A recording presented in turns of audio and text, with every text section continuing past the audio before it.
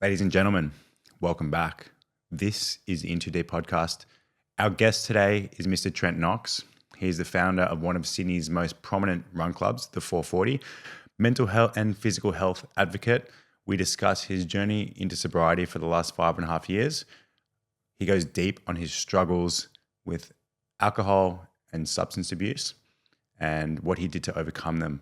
So I hope you enjoyed today. He was a great guest, great energy, great aura. So sit down and enjoy the show. Okay, Trent, to kick off, almost 5.5 years sober now. Yep. So I want to talk about that journey to sobriety and what it's been like. Sure. So tell us, how did you end up 5.5 years sober? Where did it all kick off? Well, look, it wasn't my first attempt at getting sober.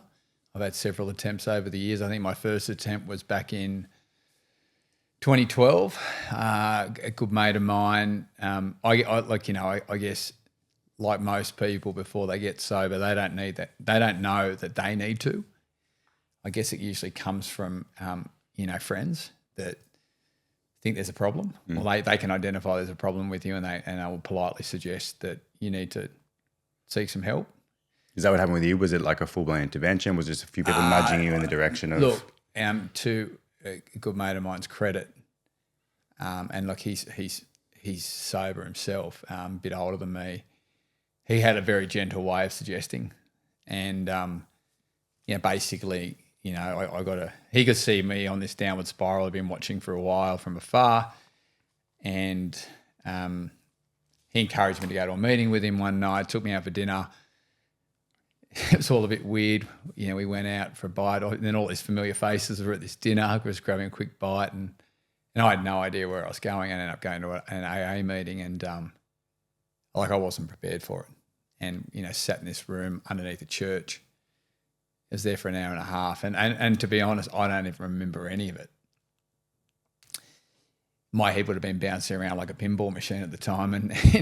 And I remember he rang me the next day and he said, "Mate, what do you think?" And I go, "Well, I remember my response was about what?" And he goes, "Mate, the meeting we went to last night." And I went, yeah, it was all right. And then the phone went dead.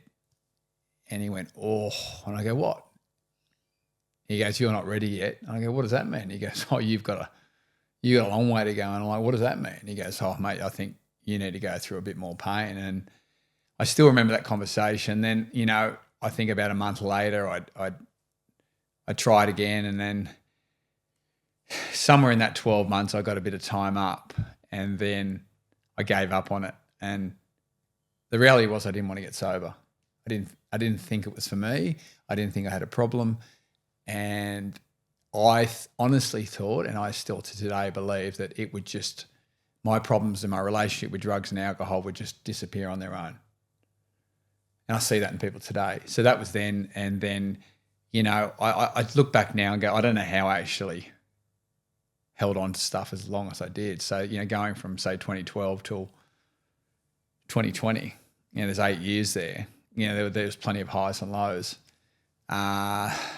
Somehow must have got through it without too many severe rock bottoms that would have given me enough of a push to seek help. I knew in the back of my mind that something was going to give at some point, or I was going to have to go back, but I did everything I could to avoid it. So, relationships, sport, projects, threw myself into things that would allow me to avoid having to sit with what was really going on, finding out who I was.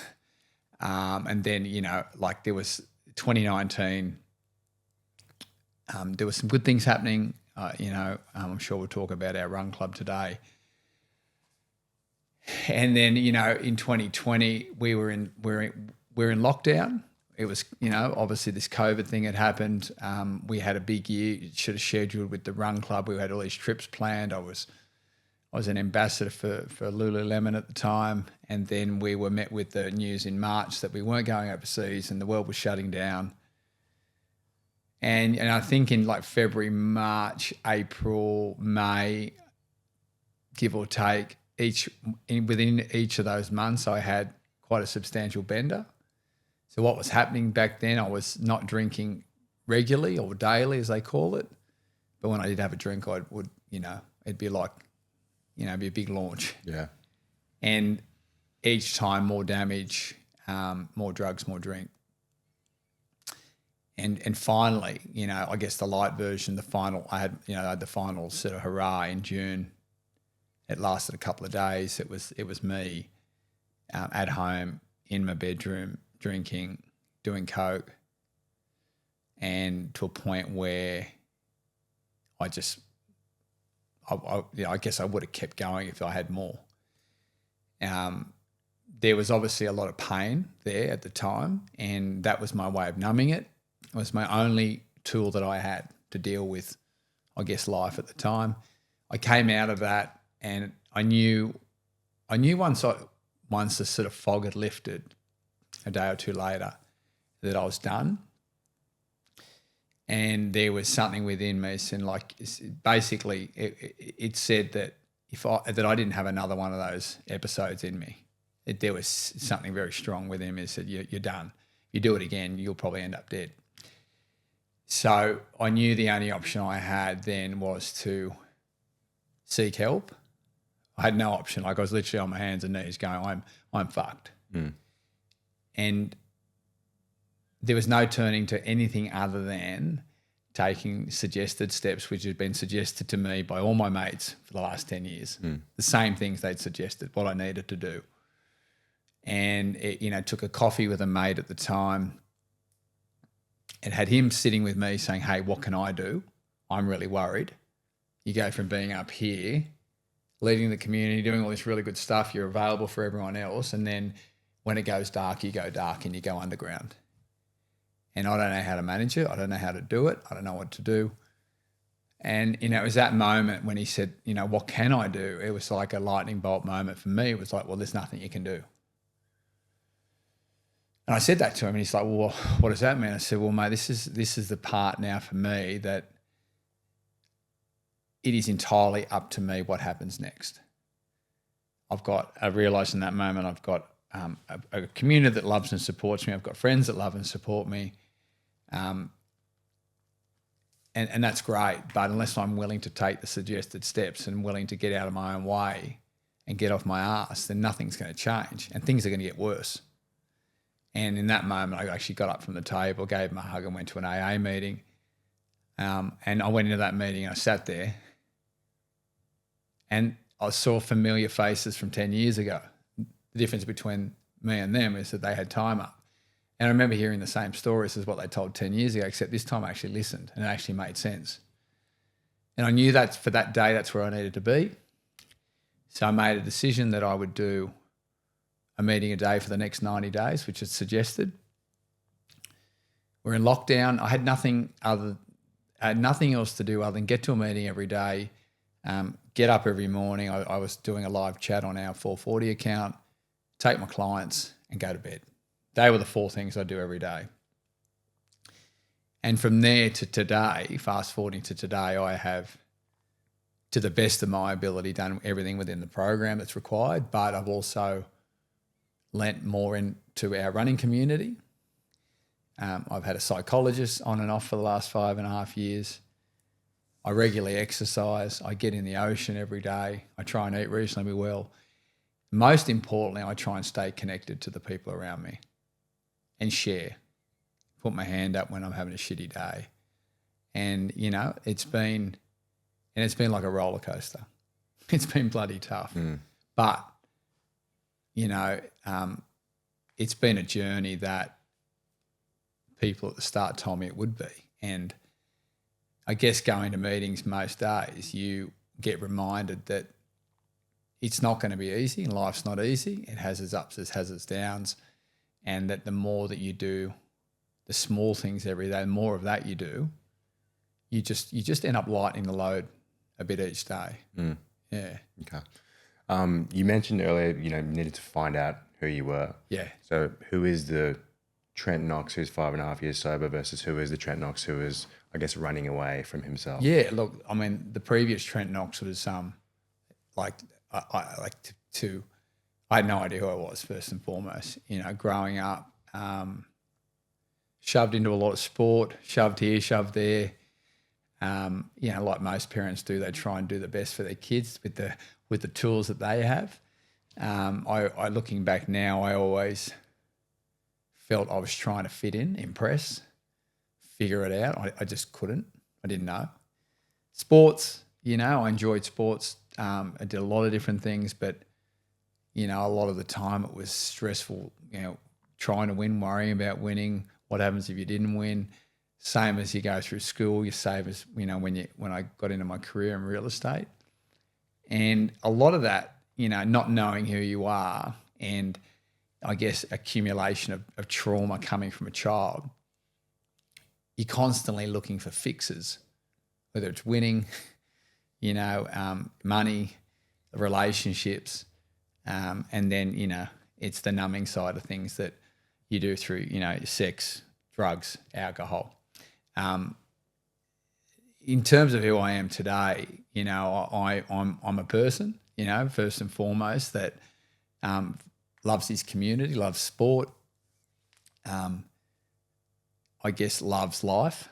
And to define what that is very hard now, but I'm someone that can walk into any room, talk about my journey in sobriety, what community means to me, like my relationship with sport and my relationship with helping others find themselves.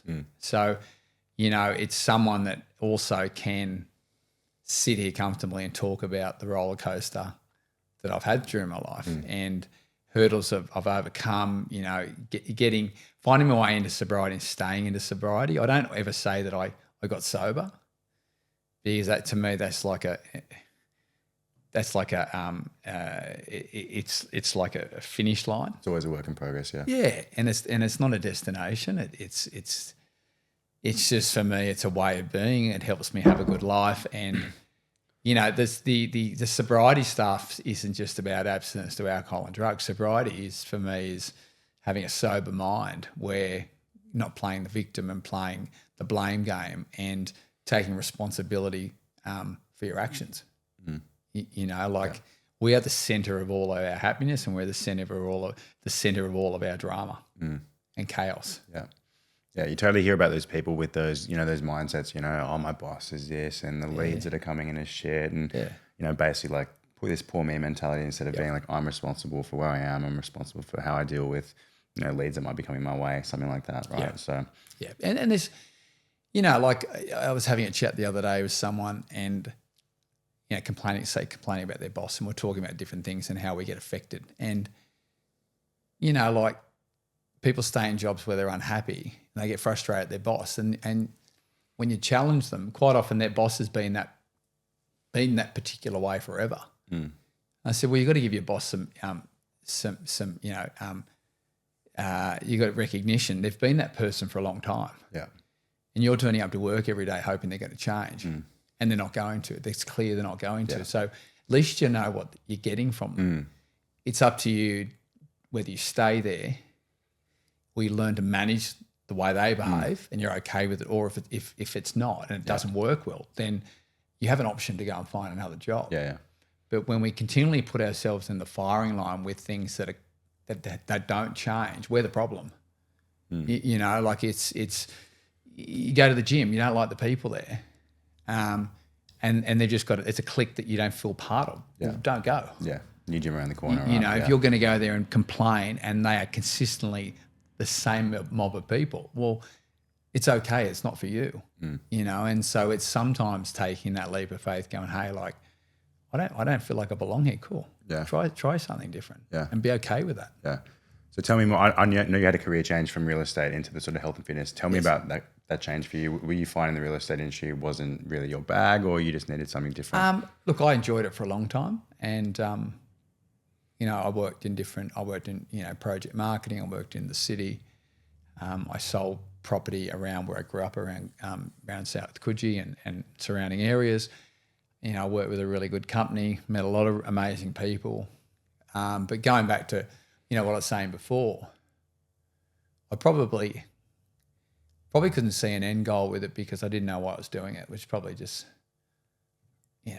acknowledgement and money and, like you do work with some great people. I'm still friends with some of my clients and I see them in a different capacity, but because I didn't have any, I guess what I look at now, tools on how to navigate life, how to navigate, good days and bad days. I was, my focus was, I knew I had a good relationship with sport and training, and but I had no off switch. I didn't know how to regulate that. I didn't know how to not train hard. I didn't know how to not work at a capacity that you're constantly trying to get somewhere and trying to win all the time, where sometimes it's just about turning up and doing the basics. And, so over a period of time, I slowly started to burn out. I was in and out of relationships. My relationship with myself was non-existent. And I was making decisions every day not to listen to the people around me that were trying to sort of bump me in the right direction, because I think looking back on it now, while that was all happening, there was a lot of guilt and shame with opening up to people. And as which is a big discussion now with men's mental health, we are, absolutely useless at putting our hand up and asking for help and sharing. And that, to my detriment, was a big issue for me. And because I thought the things that I'd experienced in life and gone through, no one else had. So why was I going to talk to people about it? So when that trauma was coming up and rearing its head, the only way I could numb it was alcohol and drugs. And it was that mentality of like, well, you work hard, well, you play hard, and you go through this roller coaster, and the only way to level yourself out is just to go and have a big night. But then I'd go through periods where I'd had enough and just focus on work and training.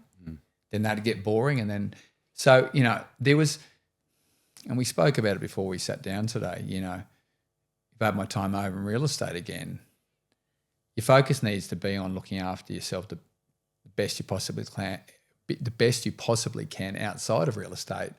So, how you start your day, how you exercise, who you do it with, how you eat, how you wind your day down, putting kindness back into you, looking after yourself, having good relationships. If you can get that part right, when you go to work, it should flow. Because if you're constantly practicing that stuff on the outside, at least after a bad day, you've got all these tools outside there waiting for you. And, that's where I think a lot of people fail in life, or they struggle, is the emphasis on what they do in the day versus how they start their day, what happens outside of working hours, before and after. And so, look, over a period of time, I just completely wore myself down. I wasn't turning up anymore. And then it just got to a point where there was a calling without a real plan, that I did like helping people. I did like, I've always been around the health and wellbeing space. I've been around sports. I liked helping people. But I was also torn between that real estate career I'd invested so much time into and starting something new. So I didn't go into the new sort of industry with a clear head. I was still struggling mentally. I was still struggling with my addiction and my alcoholism. So, from even when I stepped away from it, there's been a juggle. There was a juggle all the way through to sort of 2020. Yeah. And in some ways that you look at it, it's like, it's sort of fraudulent, because, there's me, running a run club, being in the fitness space, encouraging people to look after themselves. And there's me behind the scenes, torturing myself. But, looking back now, I was punishing myself when I didn't need to be. Yeah. It wasn't fun. Yeah. It was just self-destructive, and I didn't feel that I didn't have enough, I guess, self-respect and self-worth to go, no, you're worth more than this, and you deserve more than this, and let people help you. Yeah. That was the thing. I didn't want anyone to help me, because I didn't want to be a burden. Yeah. And I didn't want to share. Yeah. So it must have been funny when you stepped into that room, AA, and you saw these sort of familiar faces. Was that like a aha moment for you? We're going, oh, all these people are struggling with the same sort of issues that I've been. Well, I heard them for the first time. When I went in before, it's like, well, I didn't believe the stories. They sound far-fetched. And then, but then when I went back in there, I was like, I guess I had nowhere else to go. Like I knew that I was at rock bottom. I knew there's further rock bottoms you can reach. Yeah. But I was at a rock bottom where it's like, I don't know where to turn. I don't know what to do. There's no more excuses. I can't make up anything else. I can't blame anyone anymore. I can't like this is entirely up to me to, and more importantly, and I've shared this, I didn't want to die.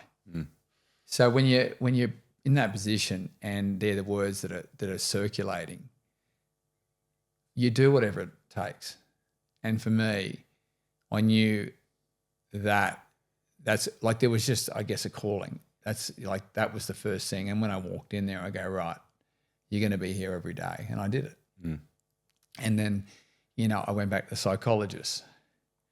I started, spending more time resting, because early sobriety, your head's, am I doing the right thing? Is this going to work? What happens? I've got to go and apologise to this person and try and make amends. And, you end up becoming a complete wreck if you try and do too much too soon. But someone, I've had multiple people said, look, don't be in a hurry to get anywhere. And today, that's exactly what's helped me stay sober, is I'm not trying to get anywhere. There's certain things I need to do every day that work for me, and that, I know if I don't do those things that there's consequences. And the consequences might be you might be in a shitty mood, you might say the wrong thing, or you might make, and the decision-making processes could get corrupted because you're, all over the place. But if I start my day right, I don't hold on to things, and I guess I'm kind to myself, and I breathe through things, and I don't rush into things, then things generally work themselves out, and exercise, ocean. And that, to me, that's what works. Yeah. Because it's and you look at how much time we're actually gifted each day. There's 1,440 minutes in every day. And if you're shaving off 20 minutes or 40 minutes or 60 minutes for your own wellness, like, it's not a lot. And if you can give that to yourself every day, you're increasing your chances of being happy, reducing stress, reducing chaos in your life, turning up in your best form. And also you might end up helping someone else that day as well. Yeah, no, that's lovely, mate. And so looking back to the crux of it, you would say addiction stems from where? So like, you mentioned the lack of not knowing yourself. You mentioned the lack of not wanting to stop and feel. Yeah. Right? And when you look around in Sydney, mate, you look around and like, I laugh around with my mates all the time. It seems like every person I know, I struggle to find one person I don't think who has some sort of addiction. Yeah. Whether it's gambling, drugs, alcohol, cigarettes, vapes, porn, scrolling on their phone. Like, I really struggle to name one person I know who doesn't have something that is sort of like that. Addictions, it's the opposite of connection, and and I look back on mine, it's pretty simple. Like, I had a lack of connection. I didn't have connection to myself, and my connection to things that mattered were probably, quite distorted. So when you're lacking that, you've got to find other things to direct your attention. Yeah. Because if you don't feel good, you feel uncomfortable, and you feel excluded, and all these things that, like, it could be missing out on a job, it could be not getting that promotion at work, it could be not getting picked in your team, it may not running your time that you wanted to just to prove to your mates, and all these things when things don't work out for you and it doesn't feel nice because you're not comfortable with your own skin, well, you've got to go and numb yourself. And as you said, and you look at, go and find another relationship, go and stuff yourself full of sugar, go and do all these things that just, they're things that can generally shift the way you feel in an instant. Yeah. And that's the danger. Yeah.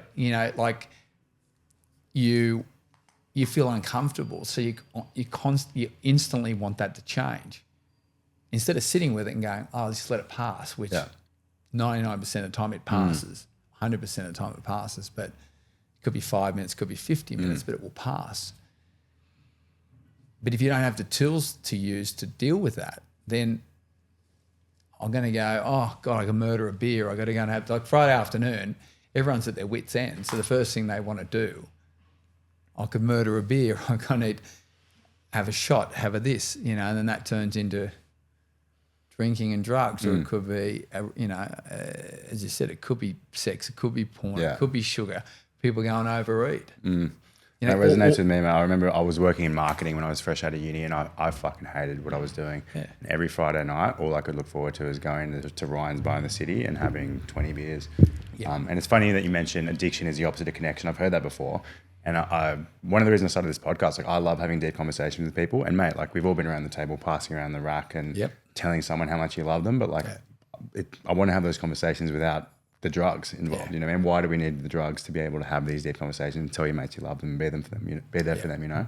Yeah. So. And it's, you know, I just spoke to a mate on the way over here, and he's got a few years of sobriety up. He's just done it his own way, and you know, he won't mind me saying this, but like I caused a massive disruption in our relationship a number of years ago when I was just in a shitty headspace. You know, I wanted to blame him for stuff and told him to get lost, and I was a bit more severe than that. And, you know, we had time apart.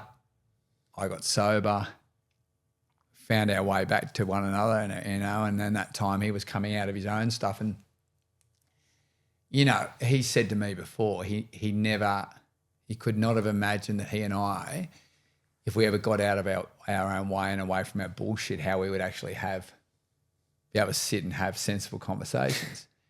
And I went, yeah. And we have the most amazing relationship now. We still talk shit. Yeah. Like it's, you know, and it's, we have the same mannerisms and humor, and, you know, he's got a wonderful family unit, and to see each other grow, like our relationship basically ended and then it started again. Rebirth, yeah. Rebirth. And if you'd said that to us that one day we would be able to do this, we would have went, you're off your head. And because the only way we connected was, you know, like there were moments of like when you're sober, but it's all built around bullshit.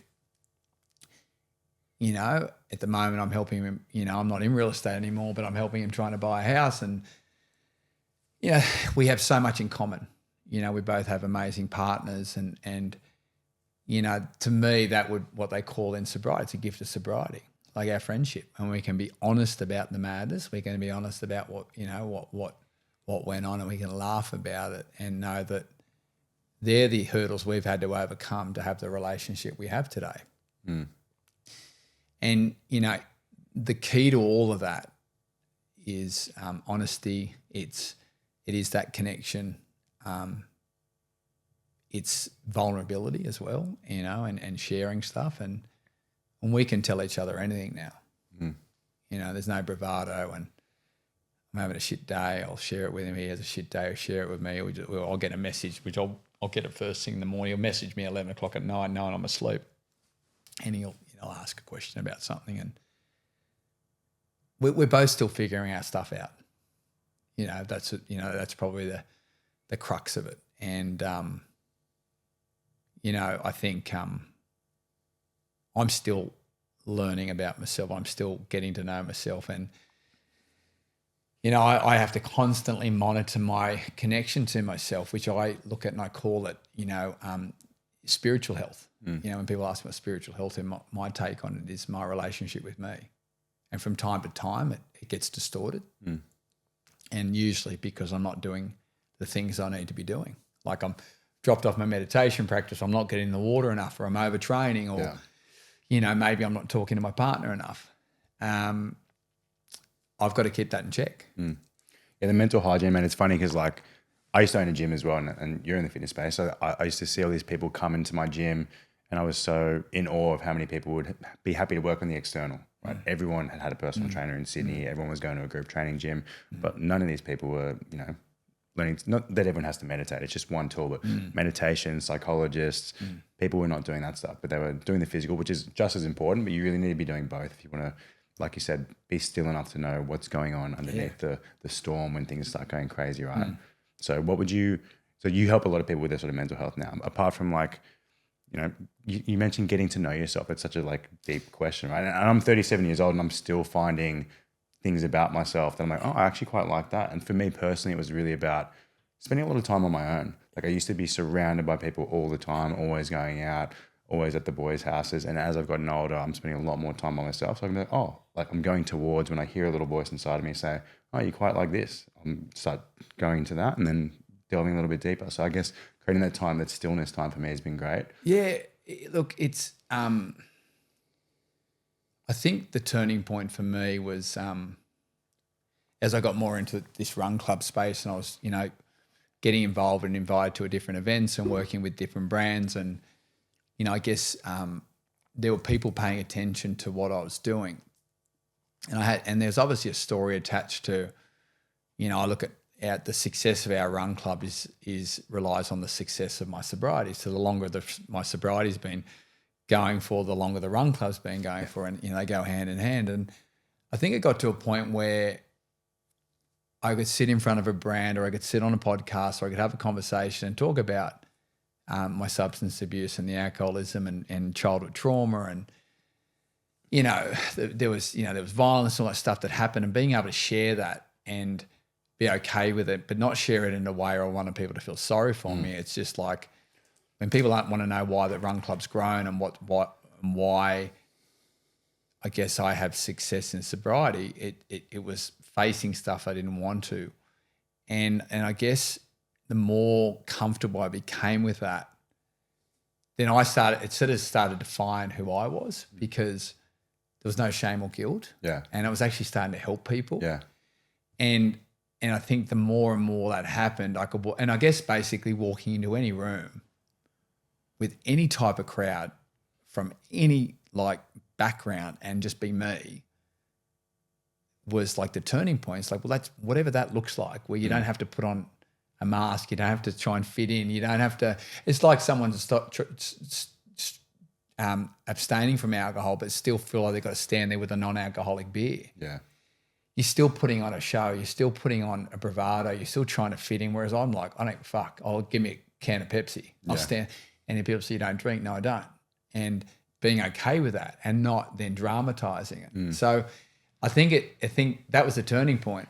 And was there a moment you realized you were like, I'm totally comfortable in my own skin now? Yeah, look, I think it took a couple of years. I think probably the second year this time round, and it became more than not I don't give a fuck, as in this is who I am. Yeah. No, it was more like I'm okay with who I am, and it's still hard to define if you say who am I? I don't know. I'm human. I'm just a person. I'm one of about 6 million people in Sydney. I like running. I like getting up early. I like going to the beach. I like being part of the community. They're things that really I'm drawn to, and I love being part of the run club. But also don't like drinking anymore. I don't like punishing myself when I don't need to. I like leading from the front. I like being an example for people. And I pursue things that make me happy. I pursue things that I want to do, not because everyone else is doing it and because I have to do it. And, I'm not going to go and run a marathon just to punish myself. I'm going to run a marathon because I want to run it. Yeah. And I want to prove to myself at this age that I've still got it in me to not only be competitive, but also have fun along the way. And hopefully someone might go, shit, if he can do it, I can do it. Yeah. And that's probably, that's I guess gives me purpose, and it gives me fulfillment. So if I ask you what inspires you most in life, would it be to, be a beacon of hope for others that they can do it too, what you've done? Yeah, I think leading by example inspires me to keep doing what I'm doing. And I think when you peel back all the layers and it's just you, learn to be okay with you. I think that's how I want to inspire people. And also too, at any age, we all have the ability to change if we want to. I think that's really important. I've seen 82-year-old men get sober. Yeah.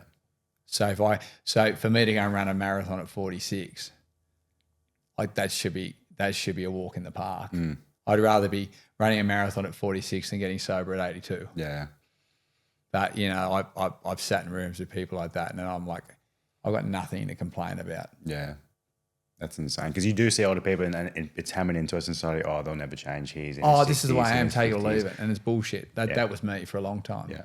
It's like, get out of your way. Yeah. That's bullshit. There are people, and I've been blessed with our run club.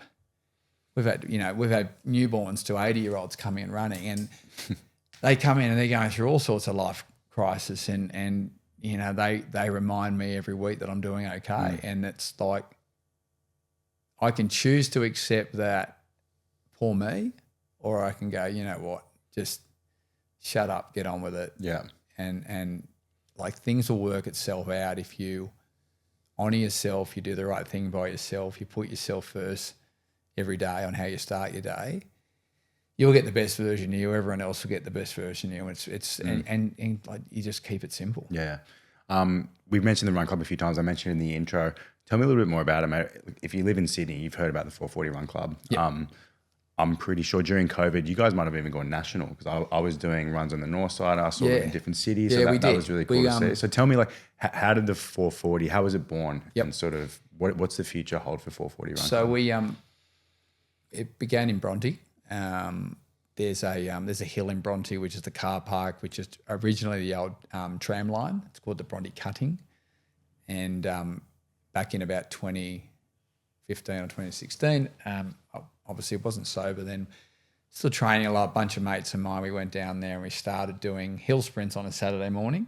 We measured it was 440 metres to the top. So we took that track session that you do, intervals, 10 400s. And we went, why don't we put on the hill and make it hard? Hill running's always been something that I never enjoyed. My brother was really good at it. My dad made us do it, hated it.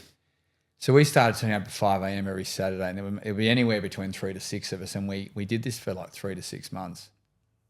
And we just got stronger and stronger and faster, to the point where we were literally sprinting for 10.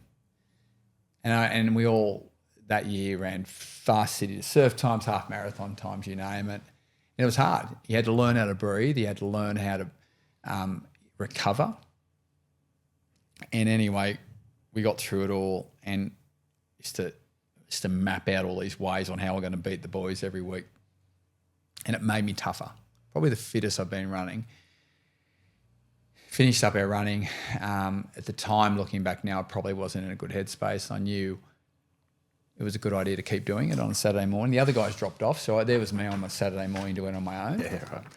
And I lasted a few weeks, and I actually got faster, to a point where if I look back now, I was punishing myself at the same time. I'm like, fuck you to me. Like, literally, it's like, you don't deserve, happiness, all that stuff. And so I just punished myself, and I was getting faster and faster. And then after a couple of weeks, I'm like, this sucks. This sucks doing it on your own. And I thought, why don't I start inviting people? And at that time I was pivoting, and I was in this transition, getting out of real estate and doing personal training and stuff. And so I thought, why don't I invite people? And I ended up putting up an Instagram account called the 440, because it was the 440. Put up a picture and said, come and do hill repeats on a Saturday morning at 5 o'clock. And put it out on the Wednesday, Thursday, turn up on the Saturday. And it was no one there. It was just me. And that was in June of 2016. And I used to think, like, who the fuck wants to get up at 4 o'clock to start at 5 and run up and down a hill? Like, anyway, I kept doing it. Eventually, a couple of people started to turn up, 2 people, 6 people, 8 people. I think we maxed out at 20. And during that period, I was like, every now and then I was a no-show, which meant I had a hit out on the Friday night and didn't get home. I was either still up or I was unconscious. And, it sort of went on for about a year or so, and then into 2018. And then I met a guy called Todd Labinskas, and we knew each other, and he got involved, and we started doing it together. And I didn't know what I had at the time, and just started turning up every Saturday. It was 5 a.m. And I should go back. When I got sick of doing it on my own, sprints to the top, I'm like, why am I punishing myself every week? Why am I turning up and just running this on my own? It's not fun. Why don't I just loop it? Because it's a loop anyway. You sprint to the top and walk. The walk back's about 260 metres down the hill. Actually, looks like, when you look at it from an aerial view, it looks like a Nike tick. And so I thought, why don't I just take the intensity out? And so you just loop 10 laps. It's about 7.2K. And I started enjoying that. And that's when I started inviting people. And And then as it started to get more people, I was posting more and more stories, and I was having fun with it. It was sort of like a bit of a piss take. We're getting photos of like Justin Bieber and different people and writing the 440, and we're just trying to encourage people to come down and just say, hey, look, come and start your day in the dark on a Saturday with us. Come and do some hills, do something that's hard. And then we started getting, it seemed to be at the time, girls were more open to something different versus men. The guys I was asking to come down, like, I'm not going to come down for you to show me up and beat me. I'll come when I get fitter. And I'm like, I'm not. And I was thinking in my head, I'm not here to embarrass you or shame you. I just think this will be good for you. But I had no way of sort of communicating that. And eventually we started getting more girls, and then more girls meant more guys. Of course, yeah. And then up until about 2018, it was sort of 20 max. And then I don't know, we started to sort of grow, and another 5 or 10 each week, and 35, 45, 55, 60, 80. And then, as we rolled to the end of 2018, like this thing became something. And then we had all these, like, I guess, values, and one of them was like, we start in the dark, was something we wrote all the time, which meant, well, we literally start in the dark at 5 a.m, but it became more than that. It was like, we start our fitness journey in the dark, it's scary. We start relationships in the dark, it's new. We start new jobs in the dark, we're born in the dark as babies. And I could see there was this connection with how we started our Saturday, trying to get people to run and how to do hard stuff and get them fit and build a relationship with themselves, that we do start in the dark. But with our run club, we start in the dark and we usually finish in the light. So it's moving towards the light, and things aren't always dark forever. Then we had another phrase, which was, this is good for me, which is a phrase I got from an old trainer of mine, a guy called George Dawdry, who was an old pioneer in the fitness industry. And we used to yell that out in the hard sessions. This is good for me. And that became a thing. It's like getting up early, don't go out in the piss on a Friday night, connecting with people, running up a hill, having a swim. All these things are good for me. Yeah. And they're good for me, not good for us. They're good for me. It's like, do things that are good for you. And then, into 2019, we just started gaining momentum, and then the stories started coming out of people that were struggling and what they were getting out of it, and how they found their way to the community. And there were people driving 2 hours to come with us. And then we started setting up different chapters. People reached out and said, hey, how do we do it? Yeah. And we had this vision of having thousands, and, little did we know that for every new community, you're taking on a different personality, and people quite often want to go and run it their own. They want to take a bit, and it was like managing people, and it was just it was like, a lot, yeah. It was tricky, and it wasn't. And today we've still got a handful. There's so many run clubs now. People like the idea of creating their own community and their own branding, and I think that's what they should do. Well, that's nice, mate, because it's, like you said, it's so much more than a run club. And that's like most gyms, right? It's a community. There's way more to it than that. But it's interesting that you say that it sounds like it sort of started taking off and pivoting when you went from punishing and just flogging yourself and straight up and down the hill to, like, it became more community focused and more you were doing it for enjoyment as opposed to just to flog the piss out of yourself. I needed to be there, but it took me all the way to 2020 to also then, like, use the community the way the community was using it. They were coming and sharing and asking for help and, doing all that. There's me at the helm of it, still punishing myself behind closed doors and turning up and putting on a brave face. And, when I came back into sobriety in 2020, I got a bit of time up. I got a few months up, and then I started just on our live chats we were doing, just drip feeding stuff. And when I started drip feeding about getting sober and stuff, then all of a sudden all these members started stopping me and going, hey, look, I'm 5 years, I'm 3 years, I'm 2 years. And I thought maybe this community will be good for people getting sober. So there's been a nice crossover with people. Yeah, it's amazing, man, that vulnerability, like, when you put yourself out there, you'll just attract the right people. And, like, that's part of the mental health, I guess, epidemic we have, is people keeping things to themselves. So, like, leading from the front and being that man who can lead the run club and open up is going to, cause people to do the same then. Yeah, I think the leading by example thing I think is important, where, everything that I try and do every day and every week are things that work for me. And I'm still trialing and testing things, like things change and things become sort of, non-relevant over a period of time. And, I look at if I keep turning up and doing the things that work for me, it might encourage someone to either try and participate in their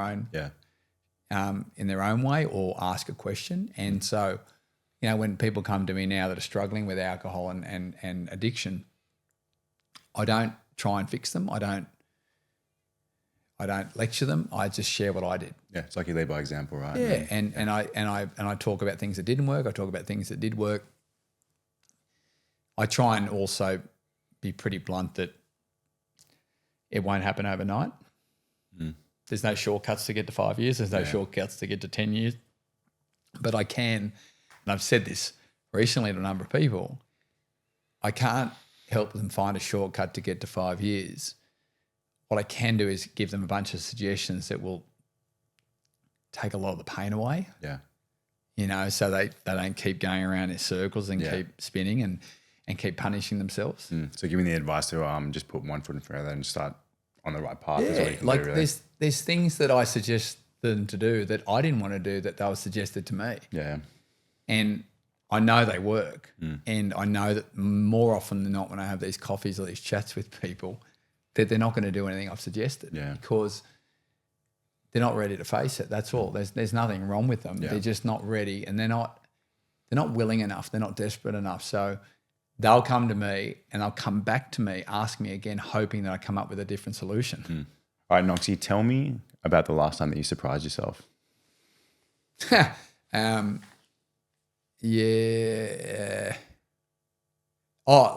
a few weeks ago, I was in Melbourne. I did the Melbourne Marathon.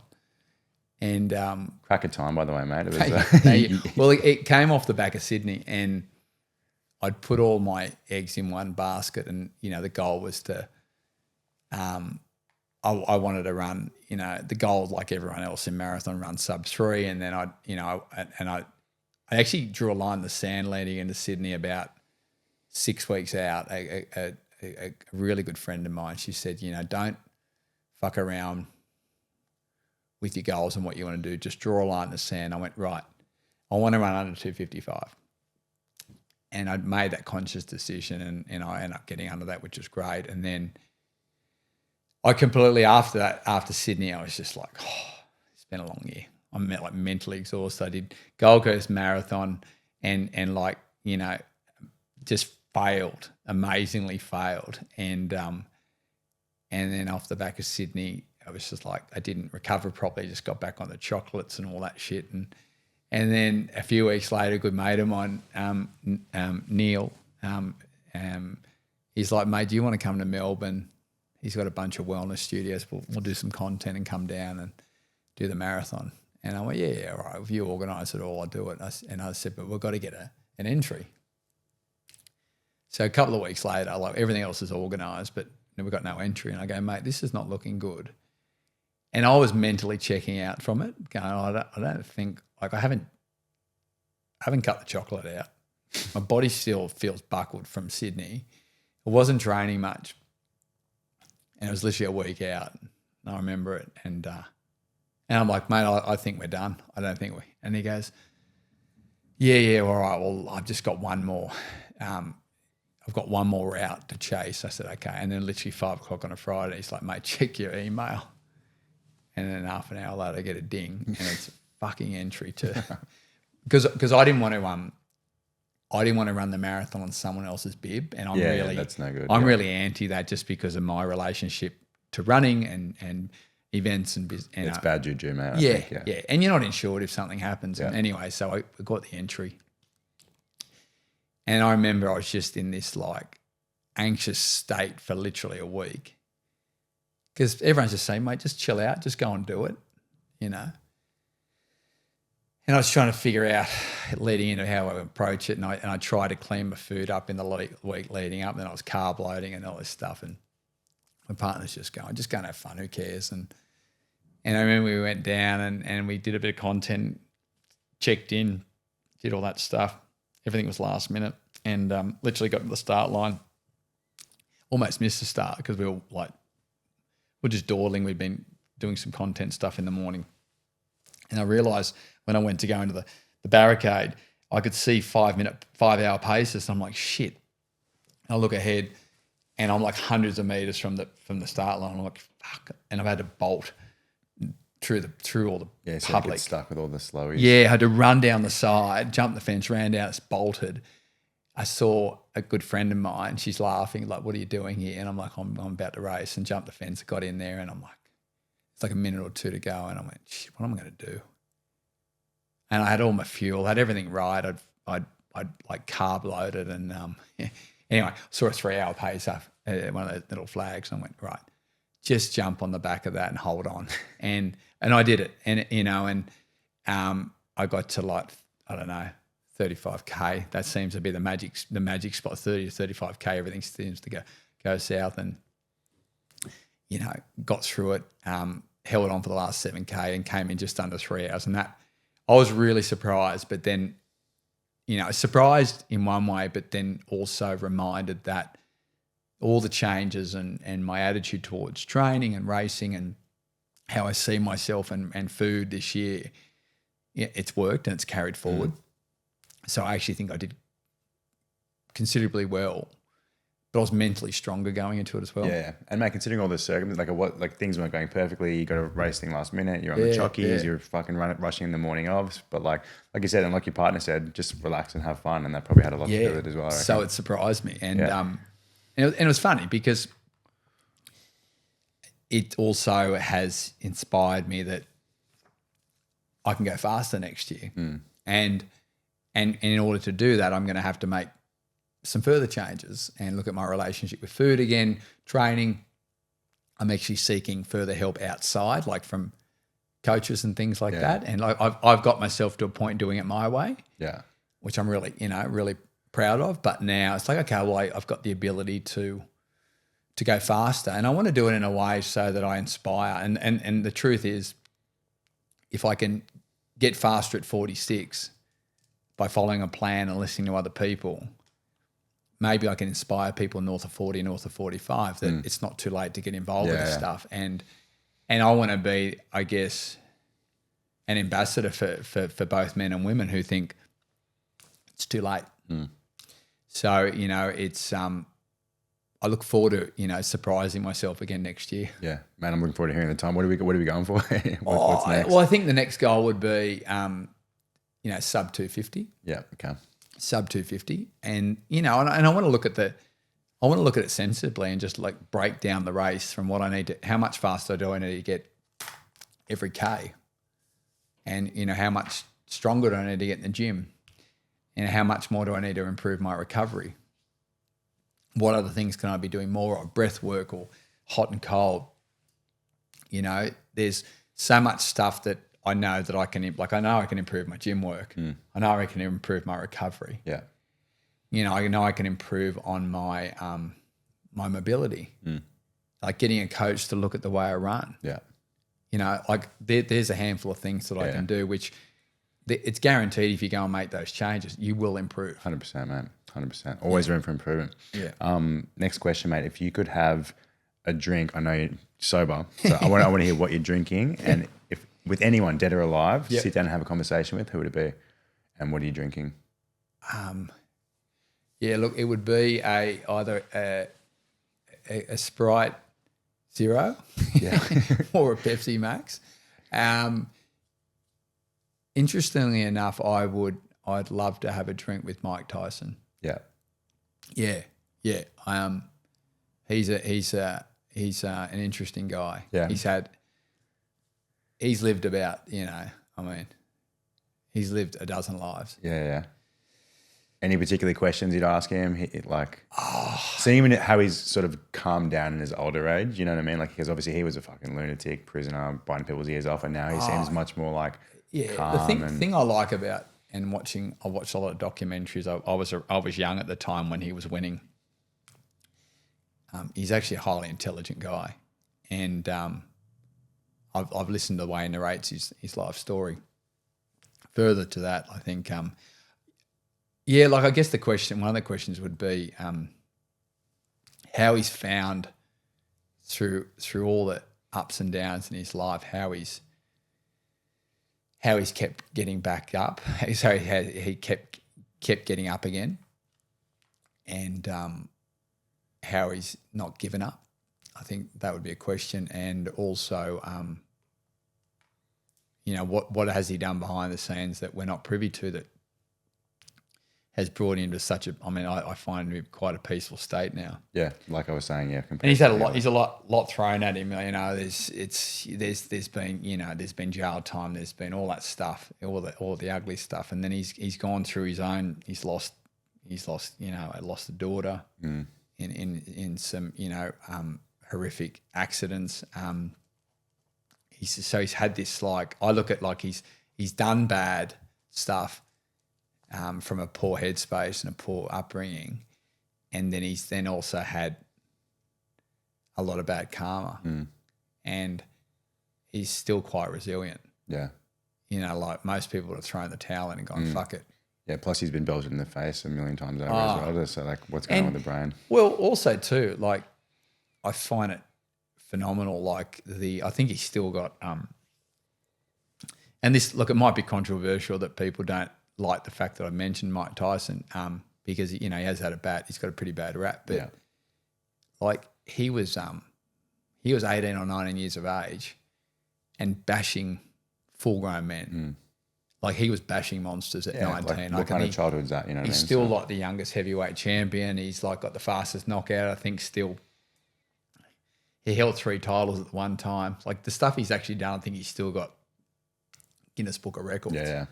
And he's won Junior Olympics. He's, and he's overcome so much adversity to achieve what he's achieved. I think, and he looks pretty funny too. Yeah, talks funny. But mate, he was just a young kid being sort of, used by these promoters, and he's had a rough ride. So I totally understand that. Yeah. All right, Knox, if you could give advice to your younger self who was maybe in the worst headspace, when you were battling drugs and alcohol, what advice would you give to yourself? Find the courage to ask for help, and somehow show them that what they're going through, someone's been through before.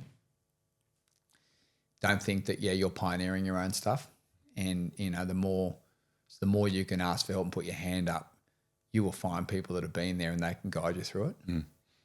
That's beautiful stuff, mate. And so is there any piece of advice that helped you through the dark times as well, apart from that stuff? Like, when you think of the best piece of advice you've ever been given, who gave it to you and what might that be? Look, there's 2 things. One, the practice of meditation. I've been a Vedic meditator since, 2012 or something.